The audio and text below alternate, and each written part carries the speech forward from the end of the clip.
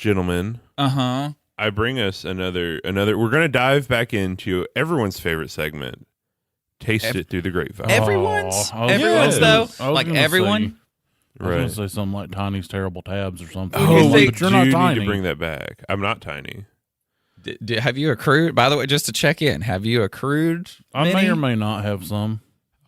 And I may or may not disperse them at some point. Tease. Okay, and it's again everyone's favorite. My favorite taste it to bring gummy Lunchables. Oh, which variation on the gummy Lunchable is this bullshit? We have 5 gelatin shapes. We have a cracker. We have what I think is supposed to be pepperoni. What I think is supposed to be ham, cheddar cheese, and Swiss cheese. So this is like a classic Lunchable. And none of these are what you say they are. They are gummies to represent those. Yes. Do we know what flavor profiles each gummy represent, or do we just have to guess it? Well, through he the said grapevine cheddar as well? cheese, cracker, pepperoni. It said on the packaging that I left in the other room because I'm bad at podcasting. No, that's fine. We can just more fun this way. We can guess it, and then we can verify later. That's what we do anyway on here. So I am going to... We're in reverse order, so that means you have to move, Austin. I don't have to do a big stretch. Tiny Austin, you have to move. That's crazy. Right. Nah. Pass. So there were... Oh, dude, you're making a... Right. I figured 7-layer since there are 5, everyone just grab one. One other person going to be able to get a whole one. The other ones are cut in half because there's only 3 that were bought. And this comes from... my wife. The joke from the movie we talked about earlier. My wife, you guys remember. She was at work and texted me and said, "Hey, babe, I have something that would be great for the podcast." And I was like, okay, well, where's this going to go? And then she sent me that. It's like, yes, this is perfect. I love torturing my friends with food that's supposed to be food trying to be other food. The last time we had one of these, it came with a pizza sauce style spread that you were the only one that decided to partake in it, but you also shot it into your mouth like a Go-Gurt. I have Vietnam flashback. Instant regret. It was because it was the closest thing to cough syrup that I've had in a while that wasn't cough syrup. Because there was like that split second of like, oh, this is flavor. Oh God. So you had all the regerts? Yes, I regurted hard. I'm not, just for the record, like just gummy in general. Right. So and also, are we wanting to do? Hey, gummies are delicious. They're my favorite candy. I'm glad that so you me not liking them gifts you more from the world, because that's one less person you have to compete with at the store. I mean, that's true. Right? I've yet to have to kill a man over gummies. So, because of me. Right. Like you'd be a goner by this point. Tiny, or many other men would be goners by this point. Tiny, because there's no way they're beating you. To be fair on the way we did it here, I took some of the large pieces and a couple of the small pieces, so you have a couple of large and a couple of small as well. Okay, I mean, that's fair. So are we one at a time in this? Can we go by distinct color? Because I'd like to just decipher their flavors. There's little extras in here. Oh, there's a pink. I didn't get a pink. Yeah, with how thick Are you and supposed like to have 2 crackers? There were every pack came with like 4 crackers, and there were 3 packs. This one looks like a mouse has gotten into. I was the mouse. Okay, because I was like, there's a whole one and then a mousy one. Right. That was well, me. I just want to let you know that I accidentally took a bite of this, and so we're going red. Yeah, and let's go red first because I was just ready and I took a bite. I didn't taste anything. There's red, pink, white, orange, and beige. Oh, Back your mouth! Don't do it. Strawberry. Yeah, that's strawberry. Actually, there is a hint of strawberry there. That's odd. Usually they Very don't have little. flavor. Mm-hmm. Very little. I did the cracker next. And cracker? Cracker next? Okay, I'll take a bite of cracker. This is what I'm concerned for because the breadings never go. The cracker's nothing. Oh, I'll eat the other one too. How does it feel hearing yourself chew? Well, see, it doesn't bother me. Because you get to see our faces and just live Pineapple. in that joy. Pineapple? I will say, Pineapple. I'm gonna listen back. I don't like it either, but the torture's worth it. I crank it down because I don't want to get sued I don't for need to like eat all someone driving their car Well, off I mean, the road. they've while listening always to the show. said the best podcast audio takes place while you're eating, gummy things. especially gummy things. We're gonna go Okay, pink next. I'm not eating the whole went- cracker. Oh, which one? Ugh. Which Cracker one? wasn't so good. Yeah. The pink one is Pink one?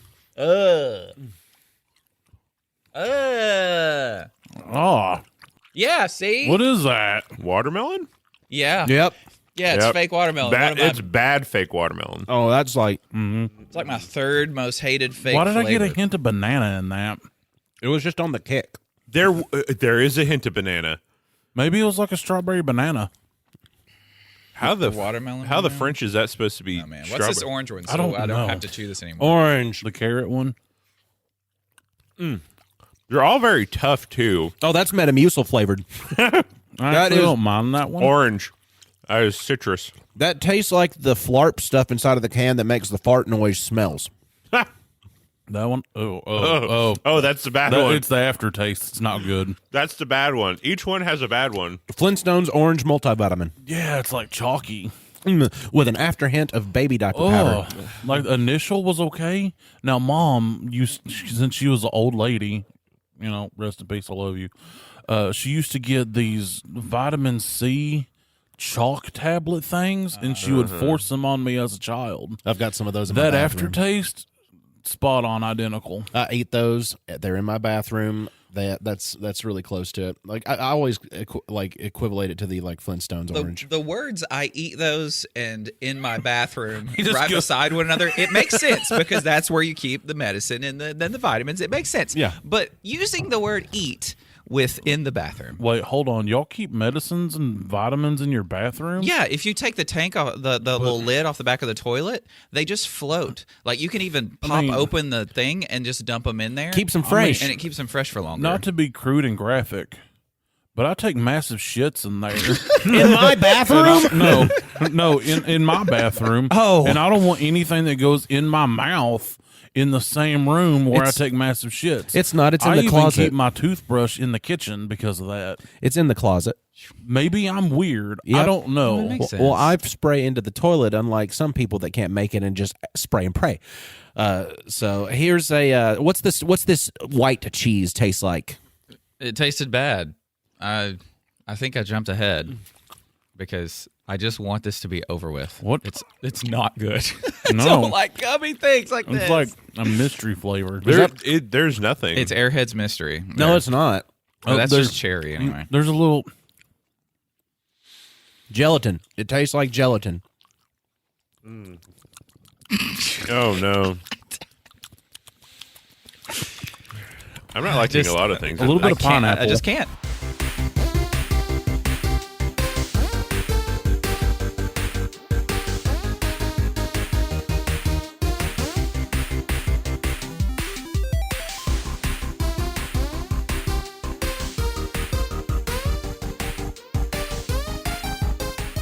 I Hot could dogs stop like eating. Wait till we get the mac and cheese and the glizzies. No. Hey, everybody. I'm Dane Holland. I'm Austin Shazam Pfeiffer. I'm Otto. This is kind of early for me. Cogdale. I'm Austin. My mouth tastes funny. Tiny Zent. When we're nerded through the Grapevine, the podcast where four best friends gather weekly to talk about our favorite parts of past, present, and future nerd culture, as well as a food tasting podcast. I think we've got enough under our belt now that we can, we've outlasted many that have started. And I don't know if sometimes I like it and sometimes I hate it. Can we just do the Kit Kat thing again for like something like, please? Hey, honestly, I have found out that a friend of mine who owns a business has wholesale options to buy the Japanese flavored Kit Kats. And like all with the matcha? and actually everything you can think of from all these different foreign countries that have specified flavors you can't get in America, especially Lay's potato chips that are flavored so many different things you'd never think of. I would happily do a taste test on these illegal foods. But the only problem is that if we were to try to order them, we'd have to buy them a full 10-pack at a time. So you're not just buying one bag of spicy crawfish flavored Lay's potato chips. You're buying 10 Pass on bags. that one. Yeah. I mean, there's so many flavors of the Lay's potato chips. It's not even Right. funny. The Kit Kats though have some very Oh, good yeah. looking flavors. Japan goes hard on their flavors. And, yeah, hard on. Sorry. Well, and the thing is early for you me, know, too. If we was to acquire some and then, dare I say, mule them to the studio in the strip mall, how are we supposed to avoid the police? I don't know. What if we enlist the aid of some of our favorite villains? Is that a villain? Is that like a...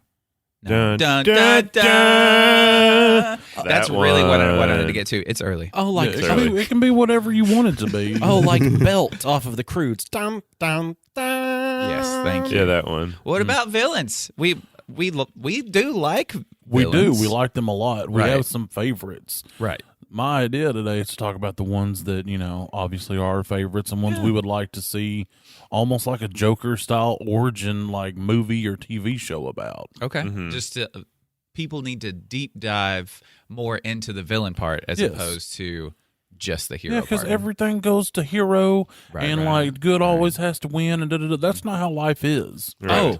We need to achieve balance in our media, and that means sometimes we need to focus on the villain. The baddies. Well, that's kind of cool because I knew we were supposed to be talking about some villains. I actually must have like shoved that last part out of my brain from discussion about how we're going to try to see which one will have the best origin story. So the list that I brought actually, I've got a few on there that piques my interest pretty well. So What's one? No, don't start with me. Why not? Gosh, because Tiny gets mad when I go first. No. Yeah, I'd have never seen this. Okay, if we're going somebody who I think deserves an epic origin story, it's going to be a duo of villains, a dynamic duo of villains. Actually, Can I make a guess? Yeah.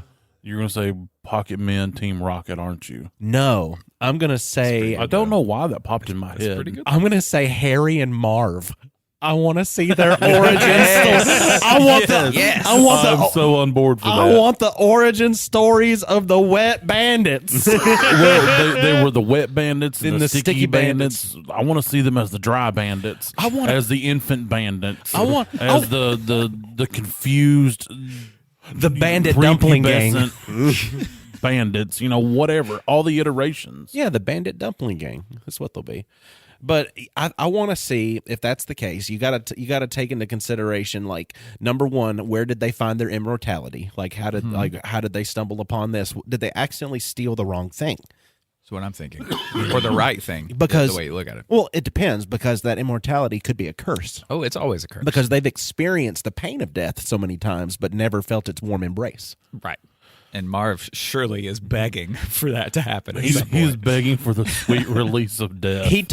Marv wants death so bad, but he can't achieve it because Harry's there to stop him a majority of the way because he's always chanting these mythical spells every time some kind of injury happens. Freaking And for those that don't know, these are the two villains from Home Alone. Absolutely. Okay, so I don't think we've said that part. No.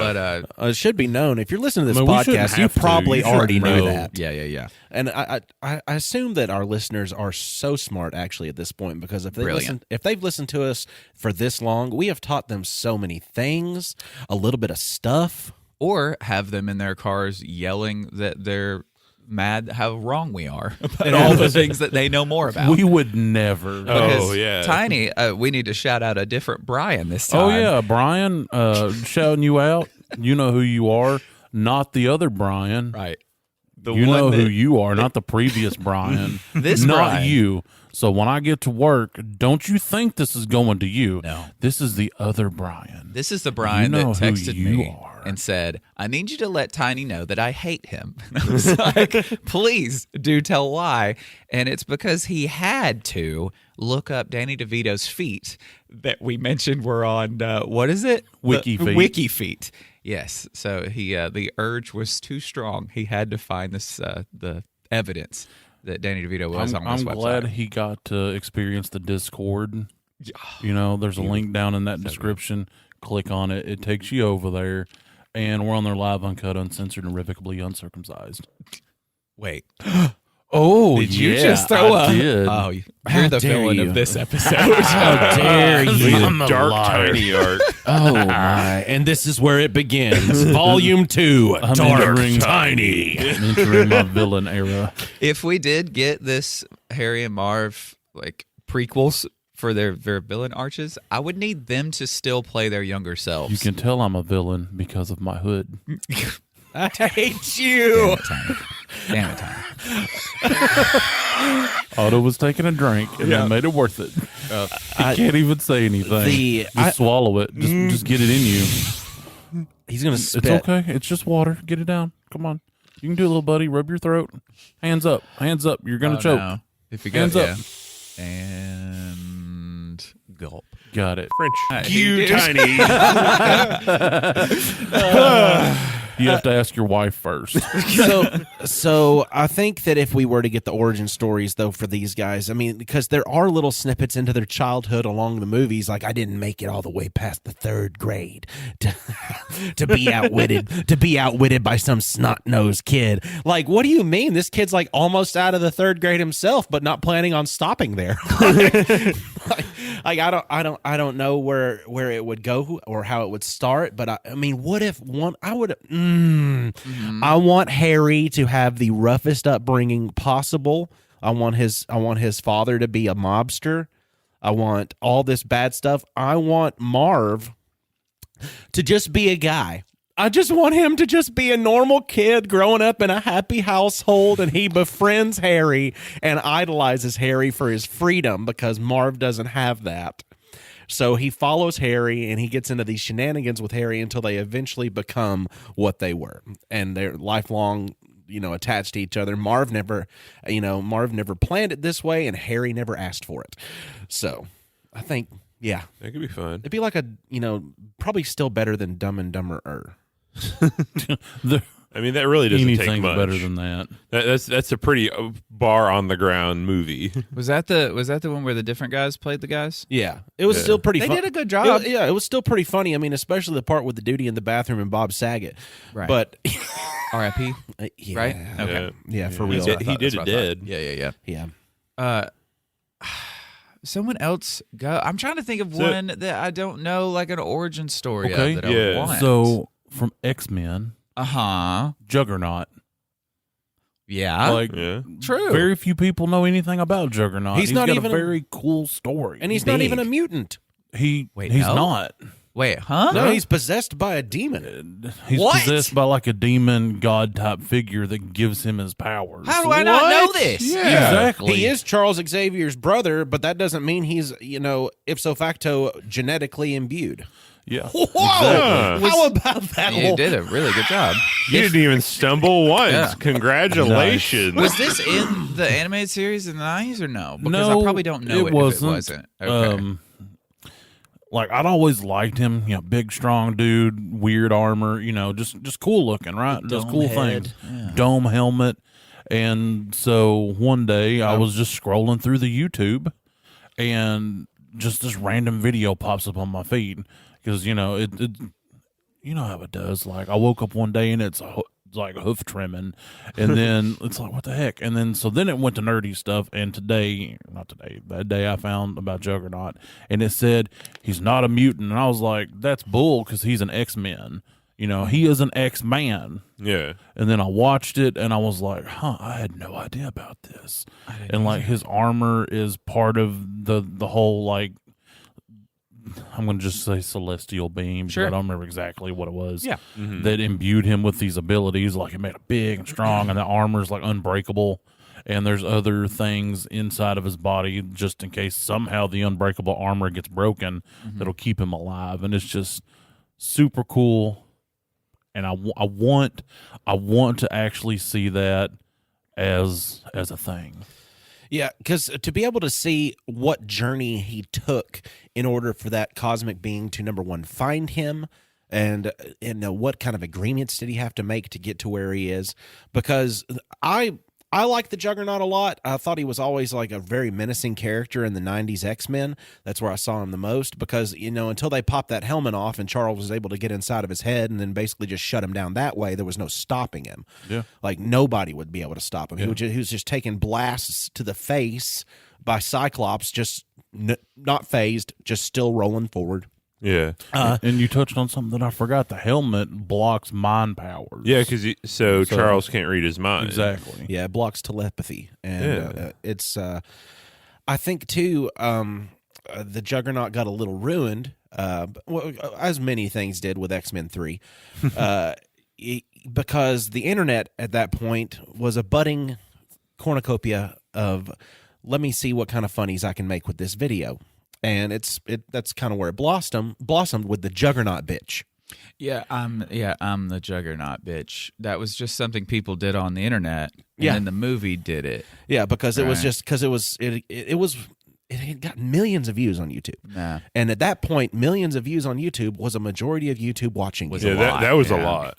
So it was just basically the X-Men cartoons, and they would just dub over voices. You don't know who I am. I'm the Juggernaut, bitch. And they would just, having the Juggernaut just wreaking chaos. Yeah, bitch. You're a bitch. Like that's all it was. Yeah. Look, I would love to see the actual Juggernaut say, "I'm the Juggernaut, bitch," and then just like mess stuff He up. did in the didn't he?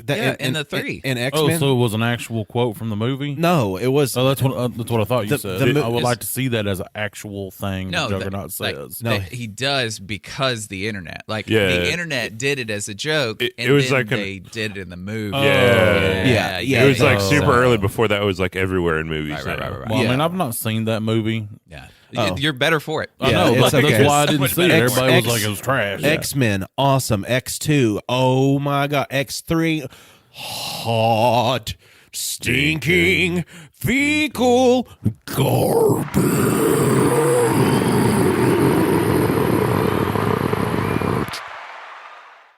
I don't have another song was for perfect it. So timing. yeah, I thought Yeah. that was really I tried to good. time it out the best I could. You did a good job. job. Good. I think that the Juggernaut being in that movie was pretty exciting, but he was in a clearly prosthetic latex skin suit to make himself look so big. And there have been better prosthetic suits made than that one. He just looked like he looked real bad. Well, like League of Extraordinary Gentlemen. Yeah. Same premise for a suit, but looked awesome. Yep.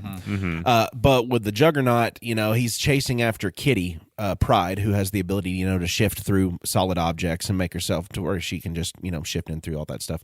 Basically, she walks through walls and can make herself. Disappears and flies. Yeah. So she is being chased by him, and he's like smashing through walls that she's running through. And there's this kid inside that's got these powers that his genetic power for being a mutant is actually he cancels out all other mutant powers. So they're running, and she gets into the room, and she like sinks him down into the floor. And his head's the only thing showing, and he's like stuck in the floor. He's like, "Do you not know who I am? I'm the Juggernaut, bitch." That's the moment. And that's what happens in the movie. moment. Oh, And then he Lord. busts out of the floor and then chases after her I feel again, like I've seen that, just a little snippet. only for her to run into the room that takes away the powers. And as soon as he gets into the room, he runs face first into a wall with no powers, even though his powers aren't mutant powers because they dumbed it down for the movie. Oh, they couldn't think of any other way to stop him. No. That's really That's how powerful he is, Tiny. Right. They had to make up something. They did. They had to just falsify Yeah. information, fake news style, Yeah. in order to stop the Juggernaut, it. They had to nerf his origin story that we barely have any snippets of in the first place just to make sure that he could be defeated. I see a theme between this being one of your favorite villains and Batman being your favorite superhero, them both not being super. They're just like strong. Look, right? here's the thing. Batman has the Okay, most all right, powerful I forgot. superpowers I in the forgot. world. I forgot. He's got inhuman durability. He's got super intelligence. right. What more did I you totally need? forgot. That's basically his cosmic armor. Also, And, Juggernaut he's has. got that wallet, boo. Yeah, a lot of money Yeah, is that is another one. pretty- I Of That mean, is a look, superpower. if I had You're right. Batman money, if I had Yeah. Oprah or Taylor Swift money, Right. I would be the fat Batman. The I'd Fat probably Man. call it something different. Fat Man. I Right. can't even use that No, because Kevin Smith. did that already. So I would come I up thought he with was- something like, I don't know, call me Type 2. Was Kevin You Smith? know, whatever. Kevin Smith wasn't Fat Man though. He was he Blunt has Man. a podcast Oh, that's Blunt called Man, Fat yeah. Man on Batman. Oh, that one, never yeah, mind. that one. And I'm not going to infringe on that. You're right. It was Blunt Man. I forgot Yeah, about Blunt Man and Chronic. Yeah. Yeah, that was Well, you're something right. I different. sit here corrected, as I do every time that you remind me that Batman has the superpowers. Absolutely. Also, Tiny. He could also have a villain era because he has a hood, canonically. There's a large group of villains that you might not even know about for your list, but for the first time in a long time, The Injustice team Batman's taken a downtick in or popularity. Injustice League. So no, I'm talking about real ass people. Oh, I'm just I'm talking about fans. I'm being not the afraid villain. to proselytize the good word of Batman, Well, I understand. even though that last movie was garbage. Ooh, okay, wait. Are you talking about the Batman with Robert Pattinson? Yes. Yeah, There I were know. good We points. disagree. There were Everybody good li- points, but we're getting off topic. Okay, sorry, because I could go. This with, is I- important. yes, There were things about it that I enjoyed. Okay. But I didn't like how they played fast and loose with his intelligence. If I can figure out the movie, not even trying, like it slaps me in the face like a big D in a locker room, and Batman can't figure it out, yet he can instantly know the solutions to the riddles from the Riddler. Garbage movie. Sorry. Garbage pacing. I don't know if I'd say garbage. It definitely had its moments, but as a Batman enjoyer, I did like it. I just thought that I do understand where you're coming from, where they did kind of fiddle around with his intelligence a little bit, but I think overall It compared was to consistent. compared to Batfleck, I liked him a lot more. I mean, Batfleck is my favorite Batman. He does a good Bruce Wayne. Okay, we're gonna be talking about That's the Batman for a while. heroes. topic. That's the heroes. Okay. No. Back to villains. What do you got? Otto? I also like Shazam did not realize we were going to talk about origin stories, because one of my favorite villains is well documented his backstory, and this is Dr. Doofenshmirtz from one of my favorite shows as a kid, Phineas and Ferb, and his whole thing is that he's a mad scientist, evil genius, always making these innators, like a shrinkinator that shrinks thing, or like he has a whole list of like innators that he does. And the reason he's my favorite is he's a mustache twirling petty villain. Yes, Tiny. Does he have a penetrator? Probably. It's used after dark episodes. Yes. Hard questions. But he goes after the most petty of things of like, you did this small inconvenience to me, and I'm going to spend a lot of money and a lot of my time making an innator to make your life upsettingly, like, just minorly inconvenienced like you've done to me. And like a slickinator to make everything you step on real slippery. yes, like there was one where he was upset that this apartment, like this billboard, was blocking his view, so he built an anti-billboardinator that shrunk every billboard that he shot it at. And it's like, why would you do that and not just like blow up the thing? He's like, no, I'm going to build a ray and figure out how to do this and make it disappear or make it shrink or make it go invisible. It's like, why are you spending all this time on this petty thing? Maybe he liked the challenge. Yes. It was great. I love a good mustache twirling villain that just doesn't, there's no reason to what he's doing. He's just doing it because he's evil. I've always seen clips of that show, but I think it might have been just like right after our time of watching. Yes. You want to know Okay. something funny? In my miscellaneous brain files, Maybe. you know who performed the theme song to that show? Bowling for Soup. Really? Yep. Yep. What kind of soup was it? Interesting. Chowder. Chowder soup. They did actually discuss this on their TikTok, and Sounds I like think an STD. like each band member had their own soup that they were bowling for, and they were bowling to defend soup, not to win soup. Yes. Oh, okay. Yes. Okay. That's fair because they have already won soup. Right. Like, they just need to make sure they yeah. can protect it. If from you've that got point $3 on. American dollars and the ability to go into a grocery store, you've won soup. Right. So it was like a bowling-based duel. Right. Yes. And Yeah.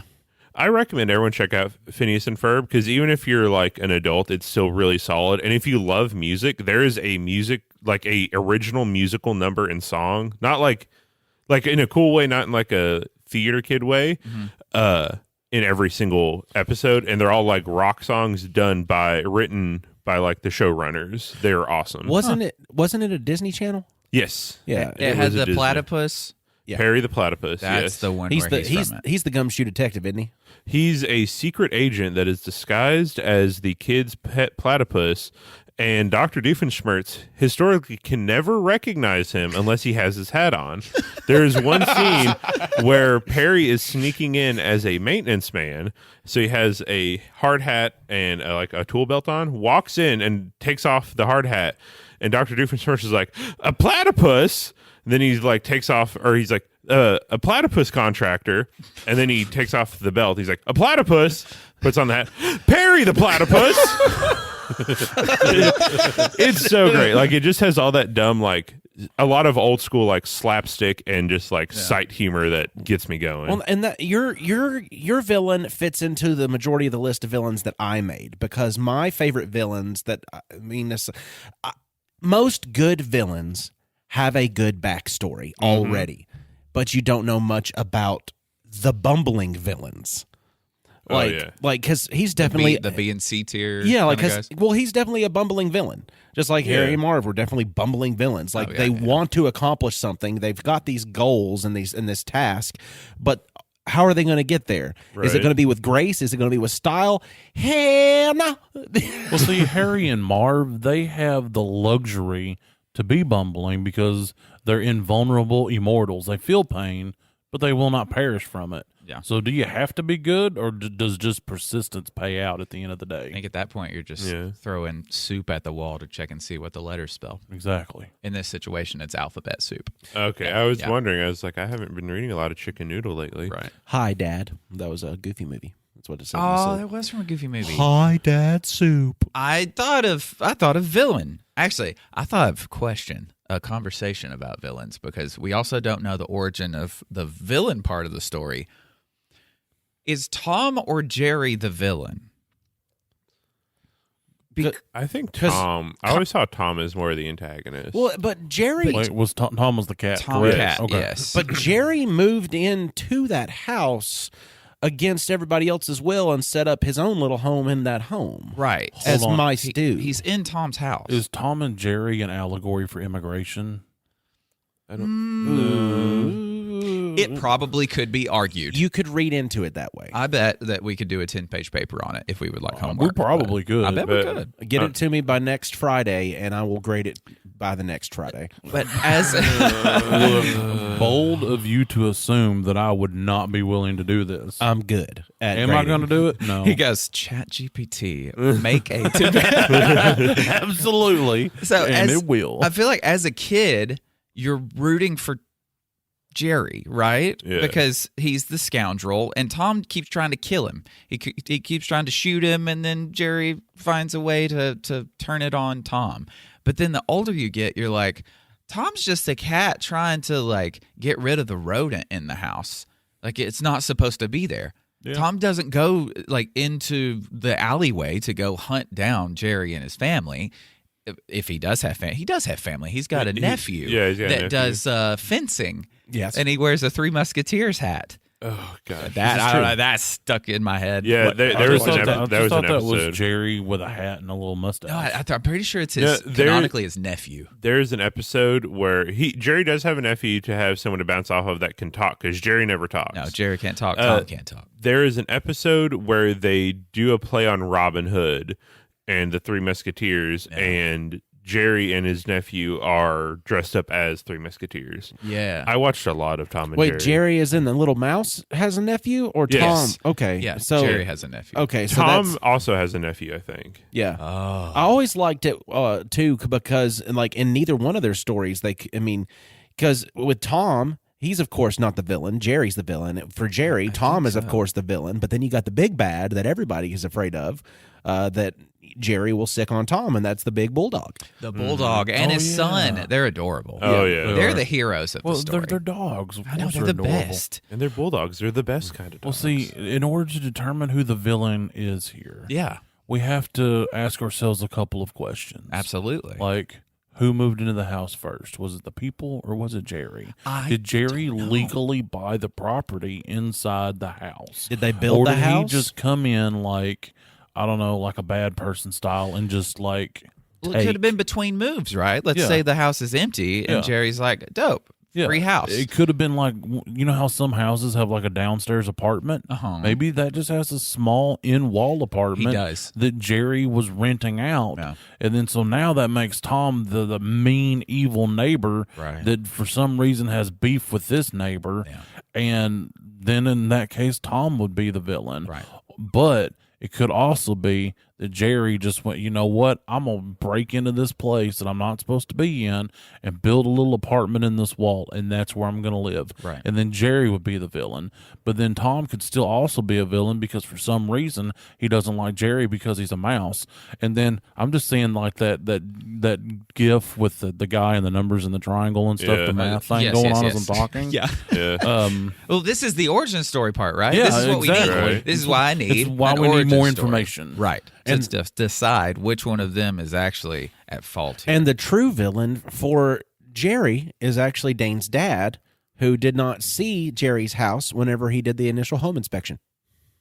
Was he? Oh, yeah. I was like, do we have a mouse here? No. I was like, oh, no, because he did this house's inspection. It's like, he would never. No, it's would never. because I mean that's the only way that I could see Tom actually being the villain is if that house existed before they moved in. Jerry was already living there, and then they just moved in on his territory. Even though he's not hurting anybody, he's living in his own little household right over here in the wall. But you know, it's We've only known them to exist together as well. So they may be the balance of one another. There may be a dyad in the force of Looney Tunes. Could be, I could think be. maybe they're two chaos trickster gods that are locked in like eternal combat kind of thing. Because Tom and Jerry has been going for a long time. I think it's even still going today. Wait, So- they are Looney Tunes, right? no Hanna-Barbera. Hanna-Barbera, thank you. Yes. Same thing. The other Well, Looney Tunes is Warner Brothers. Hanna-Barbera is Warner Brothers, yep. It'd be like Flintstone. It's like the first wave. Scooby-Doo, Flintstones. Yeah, Scooby-Doo, Yeah. Flintstones, Jetsons. Jetsons. I just didn't want to be Yogi blatantly Bear. wrong when I No. said that. Same thing. Yeah. Yeah. So that's my. I don't know why I got to that in my head whenever I was thinking about him. But as far as origin story goes, I want to know. I want to know more. right. Please give me more. And there might already be one out there. There We may. just don't know about it. Just because, at what point do you stop watching Tom and Jerry cartoons and keeping up with canon? Or at what Yeah. point do you just watch the same 10 episodes over and over and over again because those are the ones that just happen to be on? Ah, he You're got sitting his- at the house sick. He got his foot smashed with a hammer. Haha. Yeah. I let Willie watch it sometimes when I leave the house. He likes Tom and Jerry a lot. I remember He also likes South Park.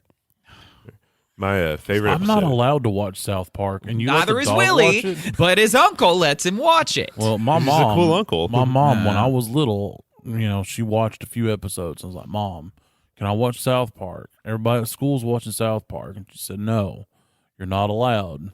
And I'm 36 years old today. Well, I'm not 36 years old as of today, but up till today, I've still never seen an episode of South Park because I'm not allowed. You were never told you My could. mom never gave me permission. I'm not allowed. I don't care who you are. I don't care if you're even can't do it. Tab. I'm not going to watch South Park with you because I'm not allowed. Mom you would said be no. a villain at that point. What other besides so that takes care of the origin part, right? We've Yeah. all named our ones that we want origins from. Right. Of villains out there, just as favorite overall. What do you got? Well, my favorite overall is the Joker, and I know Right, that that's yeah, like yeah. A lot of the people. common little blonde hair white girl response, but he's just, right. he's cool. There's mystery.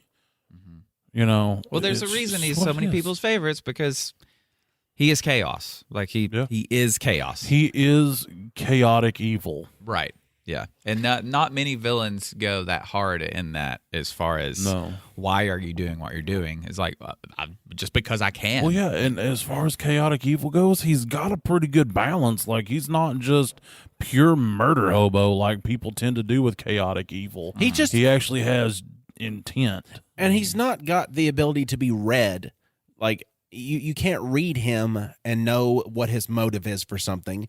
You can't know what his actual, his plan is after, X happens, and then you get to stage Y. You don't know what's going to happen because you're on his team. Everything's going great. Yeah, we accomplished the first thing, Joker. What do you think?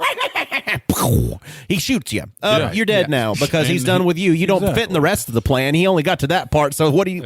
Am I just going to cut him loose? Yeah, just kill him. Yeah, and then he'll randomly do a magic trick with a pencil. Like, it's just, it's cool. But there is good reason so many people like him because he's very unique. And everybody else that makes comics, they know that they can't just make a Joker knockoff because there's the Joker. Like everyone's just going to see them as, oh, you're just copying the Joker by making a chaotic evil guy. And here's a villain line too that I was trying to mention this earlier in how the public is kind of the villain for Batman right now.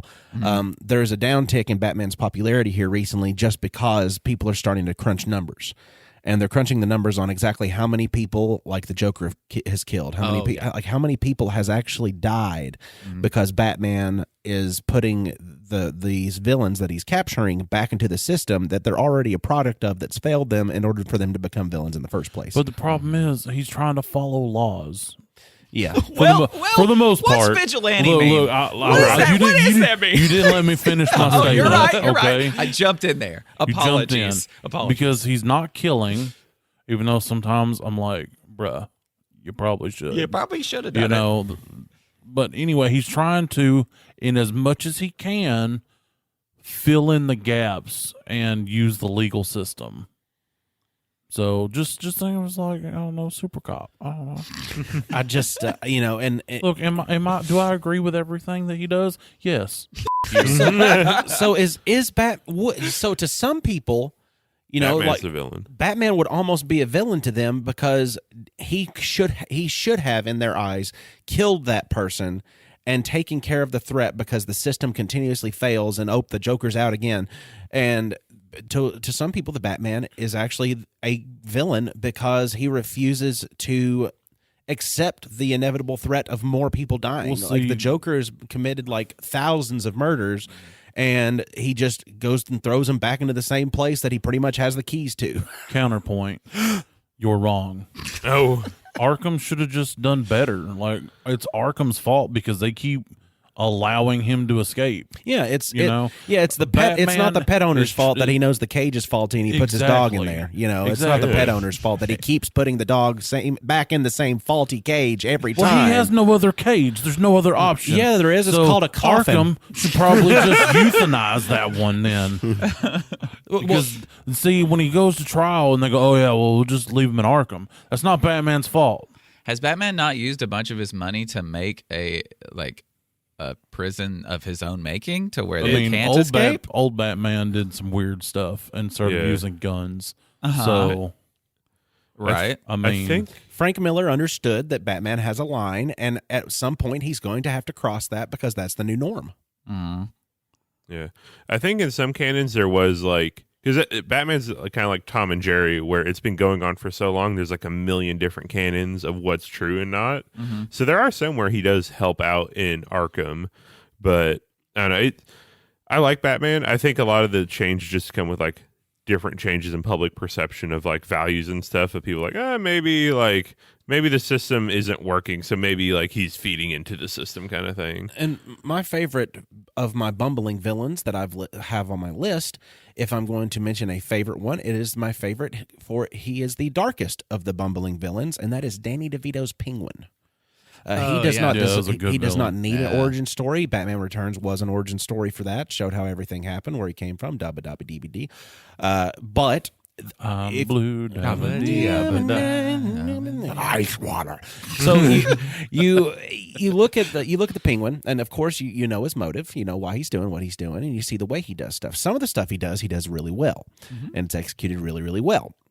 Other things that happen, just not so much. Like whenever he gets played by Batman because he's got Batman's car rigged up to be remote controlled, and he's controlling him from this little quarter operated Batmobile machine that looks like from the outside of a convenience store. I forgot that scene was there, and he's rocking back and forth in this because he's small, and so is this miniature Batmobile that he has inside of a trailer that's his mayoral campaign trailer, and he's in there talking to Batman, and Batman is just like recording everything that the Penguin says over this the entire time, only to later on bring it back to him. But he's just like he's in there controlling it. It stopped being controlled, and he just bumbling villains the hell out of it. Just shaking his controller, his little coin operated Batmobile. He's just sitting there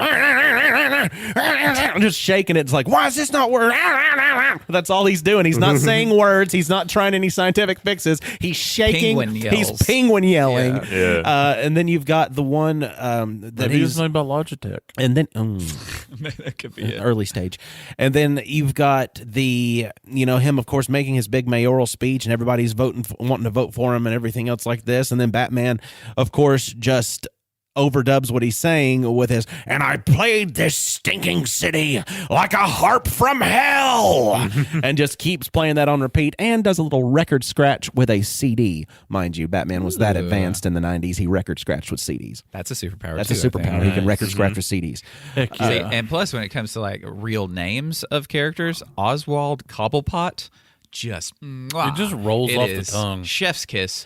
Such a good name. And he was both throughout the movie at multiple times, and he kind of bumbled in between that too. I mean, he had his penguin moments, he has his Oswald moments, but all in all, it ends on a dark note after he is, of course, he delivers his famous line that I love to say every time. But before that, he's reaching into his barrel of deadly umbrellas to grab a deadly umbrella to shoot Batman with, and he pulls it out, and he pulls the trigger, and it's just rubber duckies spinning on an umbrella. And he said, and the dying words before he says, "I need a cool glass of ice water," is, always pick the cute ones."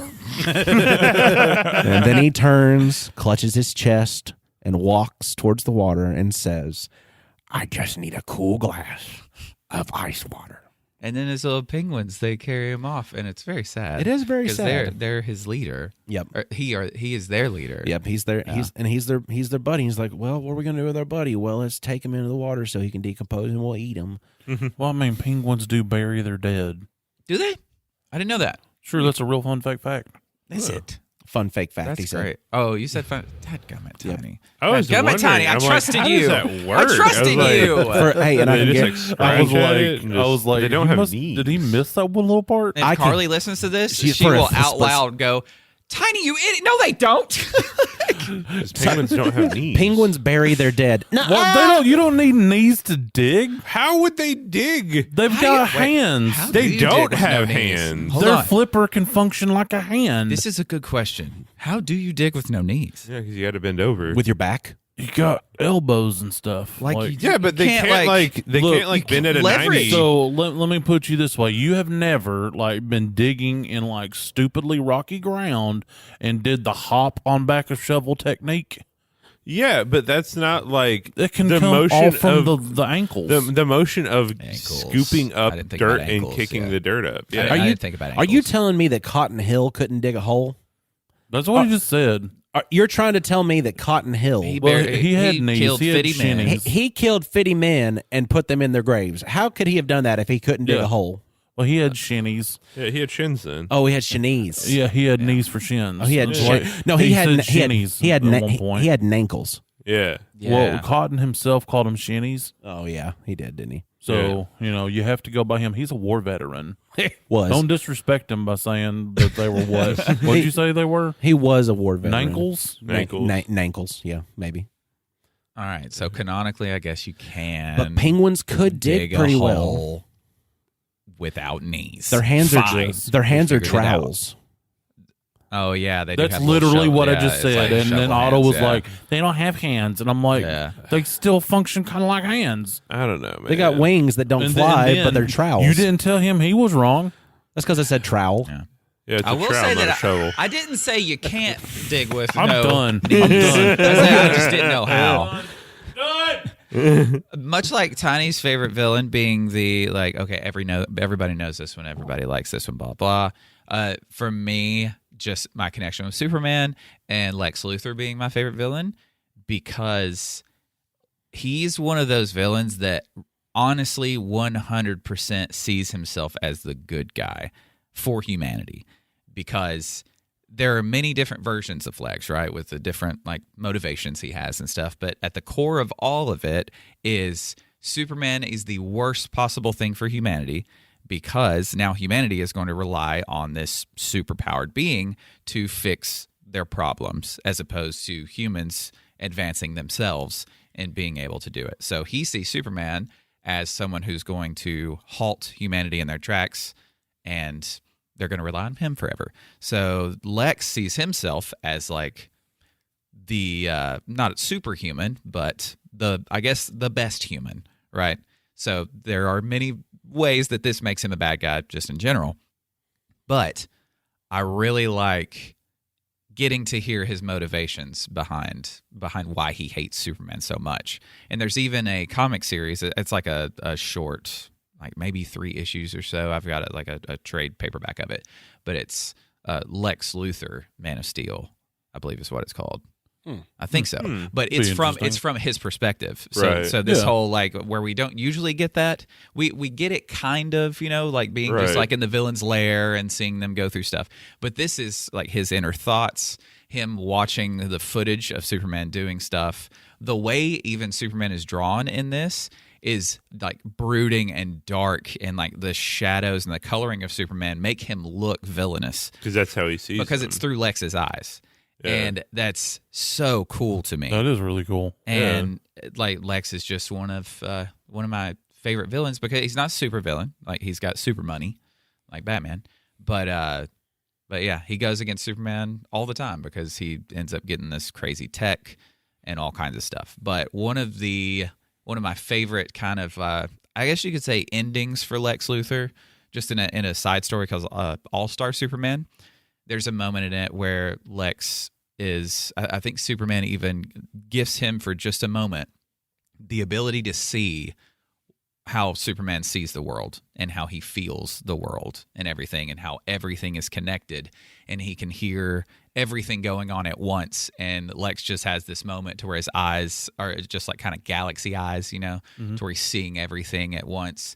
And he's like moved to tears because now he sees what Superman sees and why he has to intervene the way he does, because it's all happening at once to Superman. So he can't just sit there and do nothing. So that's a really cool way of kind of Lex no longer being a villain to Superman at that point. But in that story, Superman, spoiler alert, dies. Juicy. And he ends up like being, I don't know, there's a vision of him in the sun, like pulling this big lever. So is he alive? Is he not? What is this? No one knows. No one knows. But there are so many different stories of Lex Luthor, and everything he does is very methodical and for humanity, which is kind of the opposite of the Joker, because Lex Luthor hates the Joker, like in pretty much all of the things. He hates working with him because he is chaos and he is awful for humanity, but sometimes he needs that in his plans. He needs a little chaos sometimes because he himself, he overthinks it all. So he's like logic. Yeah, he is logic. Joker is chaos. Right. And my mentioning it's kind of like the hand pointing the gun. Yeah, that's what Lex is acting as in that point. Right, using the Joker to his own means, and being like, I didn't kill him, the gun did. Right. Something like that. But Lex will let people die in order for the greater good in his eyes. Mm-hmm. But I mentioned Superman looking like the villain. I'll just quickly say one of my most hated villains is whenever they just overuse Superman being the bad guy, like being a villain. All of a sudden, like, oh no, his mind's been taken over and now he's the villain. They just, once they used it once and it worked well, they just kept doing it and doing it and doing it and doing it. It's like, it's this lazy way of, okay, the Justice League needs some kind of something to face off against, or the heroes need something powerful to go up against. We don't want to bring back a villain we've used before, and we don't want to create something new, so let's just turn Superman bad. They did that in Smallville an awful lot, too, to where Clark in Smallville would have to, they don't have a big bad that they have going on right now, but they all of a sudden Clark's gotten into some red kryptonite, so now he's not thinking logically. It's all based on pure emotion. Well, Clark's not Clark anymore. He's actually Kal-El from Krypton, and he's being controlled by Jor-El's spirit. Wasn't he always Kal-El from Krypton? Smallville's an odd else worlds to step into. I'll talk about that later. It's it's a big bucket. I feel like the Superman as a villain is like the death of Gwen Stacy for Spider-Man fans, because like they did it once and it was shocking at the time because that's never been done before. Yeah.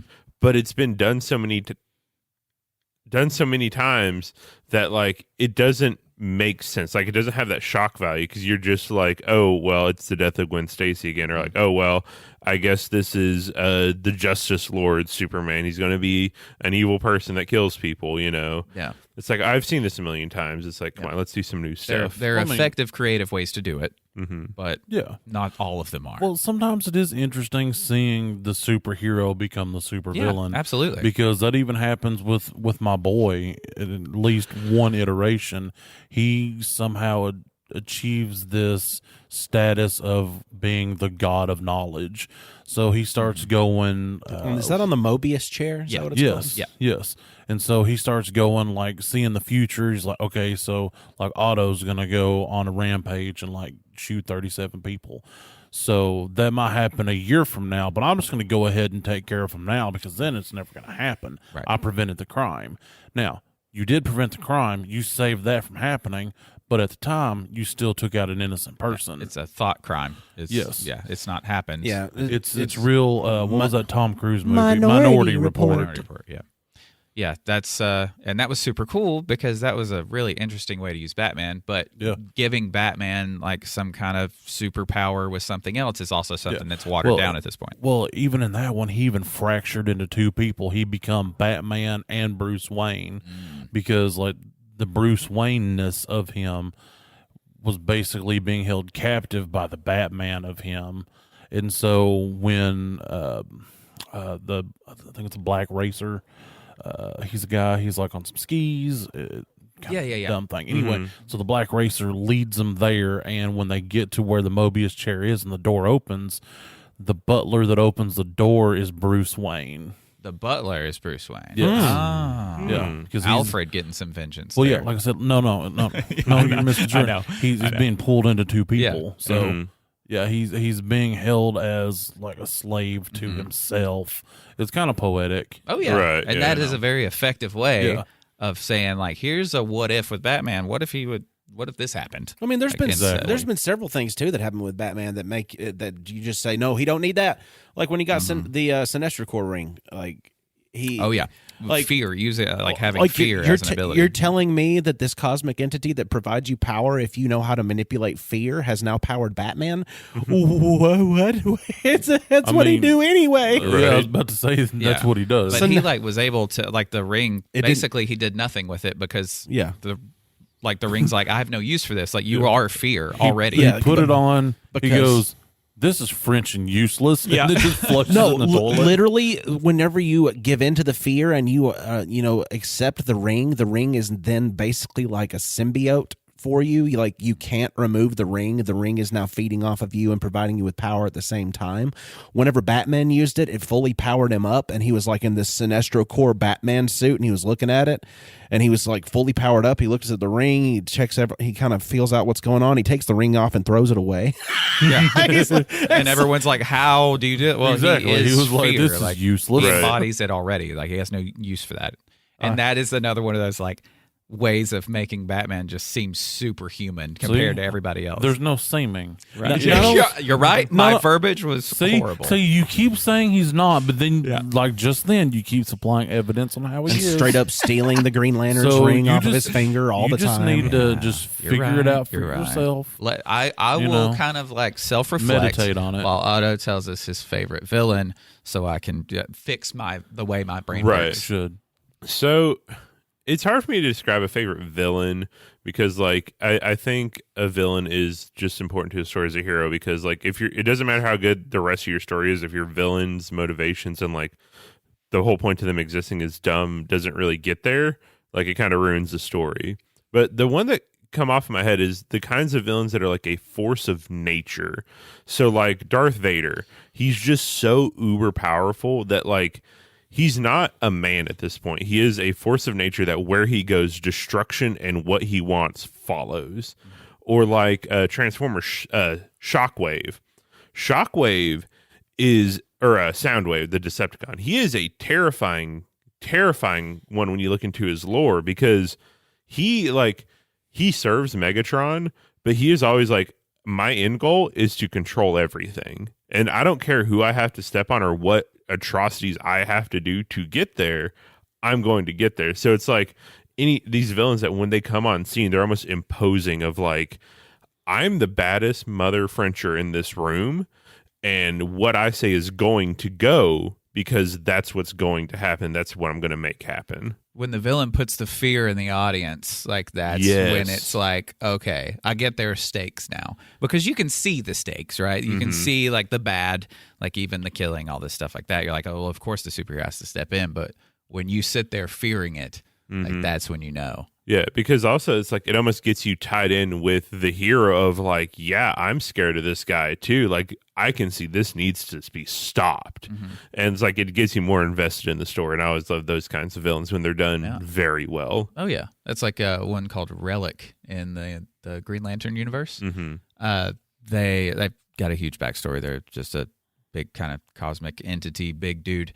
But he completely eliminates the Blue Lanterns like homeworld, and like my favorite like Lantern Corps, I have their tattoo on my arm, but and they all like are just have to sit there and like meditate and just kind of accept their fate because he is this like world ender basically, and he's just so much bigger than life, and they can do nothing, so they just have to sit there and take it. And you watch one of my favorite characters of the Blue Lantern Corps. They don't really go into many in their story because they're kind of smaller, but it just shows his like basically skeleton, like everything being ripped off of him and his skeleton being there. And he's just like, that was one of the first times I remember reading a comic book and being like, okay, I'm afraid of this villain.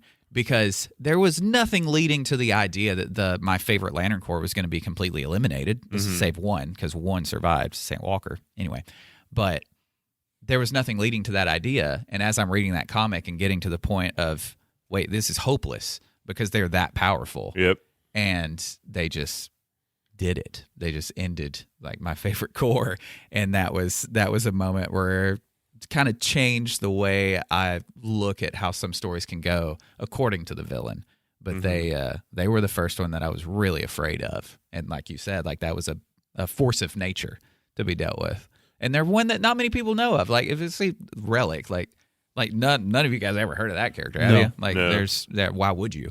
They were just on. I don't think they've ever been shown in anything other than that series of comics. It's a cool name though. It's a really cool name.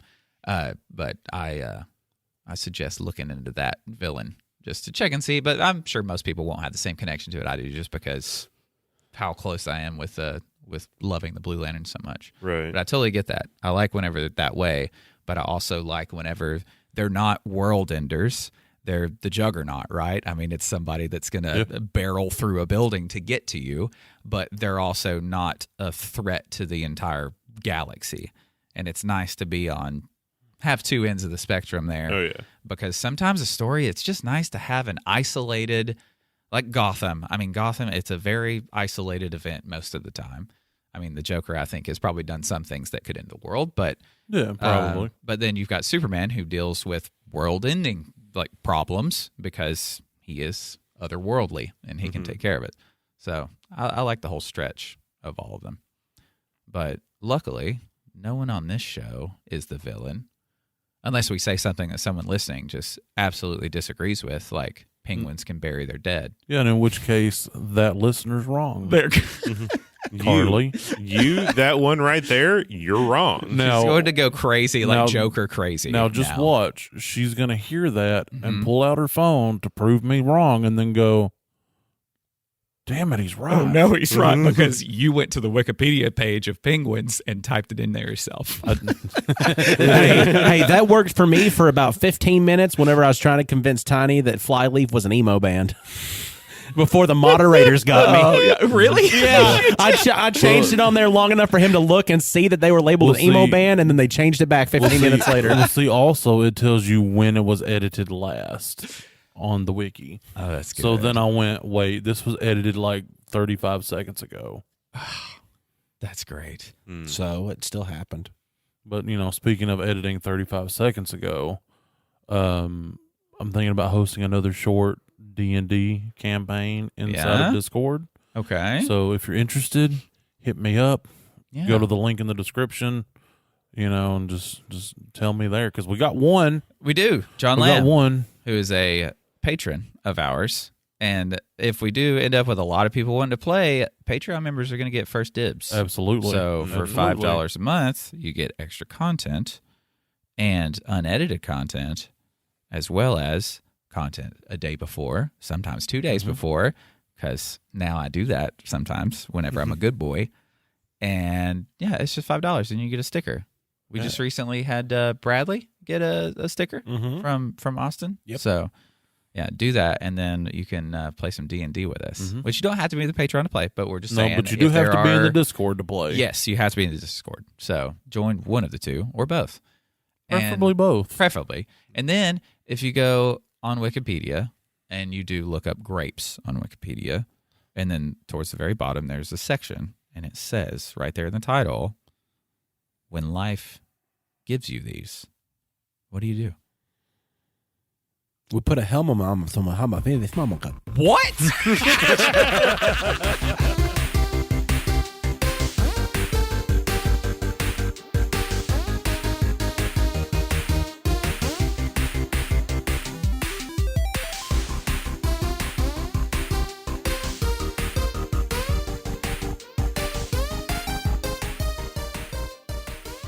Look, do I agree with everything that he does? Yes. F- you.